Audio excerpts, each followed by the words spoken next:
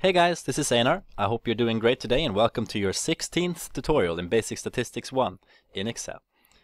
So now we're going to work on pie charts, and pie charts are slightly different from the bar charts and histograms, etc. we've been doing before because they concern the shares of stuff, and this is why we calculated the shares in an earlier tutorial for our frequency table.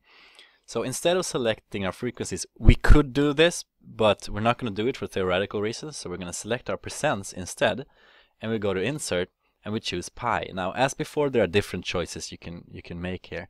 We're going to choose a simple one, and it shows up immediately for us. So that looks great. The thing is, in this pie chart, we don't know what 1, 2, 3, 4, 5 means. So we need to enter our category values there, so we know what we're talking about when we see these shares. So we right-click, we choose Select Data. And for these horizontal category axis labels, we choose Edit, and in this axis label range, we select our categories.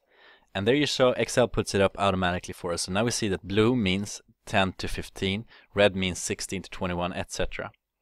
And we click OK. The problem here is that we don't know that these are ages just from looking at the graph. And the point when you're making graphs is you have to make them informative enough so the person who views them knows exactly what kind of data we're talking about and the shares. Otherwise, it's an informative graph and it's no good. So what we do is we go to Series 1 here and we choose to edit that, and we get this new menu. Under Series Name, we select Ages, which is the heading for our frequency table. See, this is another reason for being very careful with your frequency tables and putting headings and clear distinctions between everything. But we choose Ages here in the series name area, and we click OK. And Excel updates and puts ages there as a title. So now we know we're talking about ages, and we're talking about different age categories here. We click OK. But there's another problem. We don't quite know what type of values we have here. We know we're talking about percent because that's what we started with. But if we want it to show, we click on these. We right-click, and we choose Add Data Labels. And now you see you get the numbers here. As before, you could choose to place these numbers. You can choose to place them in the center.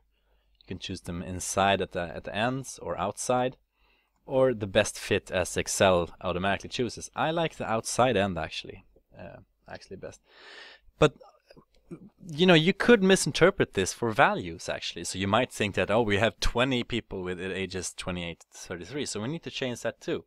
And in that, we can go into the label options we have here. And instead of values, we unclick that, and you see they disappear because now they have no information. We choose percentage, and we get these percent signs behind our values. So now it's very clear. We're talking about a pie chart, and we have percent shares. If I say I wanted to be extra clear, I want to show the values and the percents, I could check in this value box, and you get the values, but that doesn't make any sense in our case, as the values in fact are the percents. So we're gonna have to be happy with just the percents. On the other hand, if you say you wanted these frequencies and the percents to show up in the diagram, I don't recommend it because I think it's too much information for a diagram. You could mention that in a table you include in the paper or whatever, but if you want to do it anyway, you right-click, you select data, and now we need to change what data we're actually using, because we can't use the percents if we want to show the frequencies here. So we're going to have to change that and use our frequencies instead. Now this is going to change everything in our graph, so we're going to have to do it all over again. We're going to have to choose the horizontal X values again. We do that. We click OK.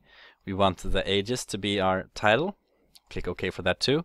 And now we have a new graph, but we still have the percent here. Why? Well, if we click on these and we right-click on them and we choose Format Data Labels, we see that they still show the percentage.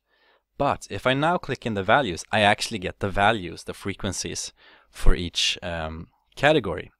So this percentage box will always show the percentage no matter what values you have in the background, which can be very useful, sure. But I don't personally like having too much information in a diagram. But this is up to you, really. It is a question of taste, so it's something you have to decide for yourselves. We close that, we place that there, so it's nice and neat. And I say thank you. I hope you can play around with this and enjoy it. And I hope to see you in tutorial number 17. Have a nice day.